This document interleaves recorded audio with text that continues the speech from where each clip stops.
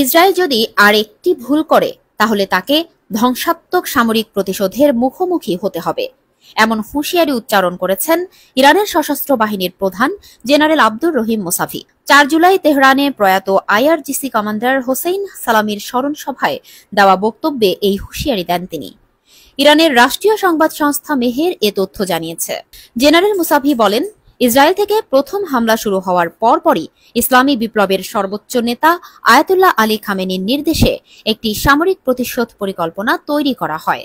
তবে যুদ্ধবিরতির কারণে সেই পরিকল্পনা আপাতত স্থগিত রয়েছে।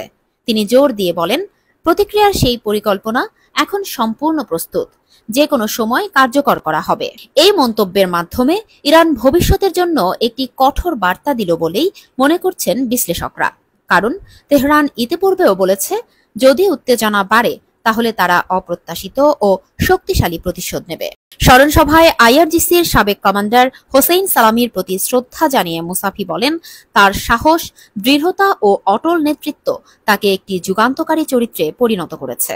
তিনি শত্রুর মুখোমুখি ছিলেন অকুতভয়, আর বন্ধুদের মাঝে ছিলেন বিনয়ী ও অনুপ্রেরণাদায়ী। বিশ্লেষকরা মনে করছেন, ইরানের সর্বোচ্চ সামরিক নেতৃত্বের এমন কড়া বার্তা মধ্যপ্রাচ্যে নতুন করে উত্তেজনা ছড়িয়ে দিতে পারে, বিশেষ করে ইসরায়েল হামাস যুদ্ধ ও লেবাননে হিজবুল্লাহ ইসরায়েল সংঘাত ঘিরে পরিস্থিতি যখন আগুনের সীমানায়।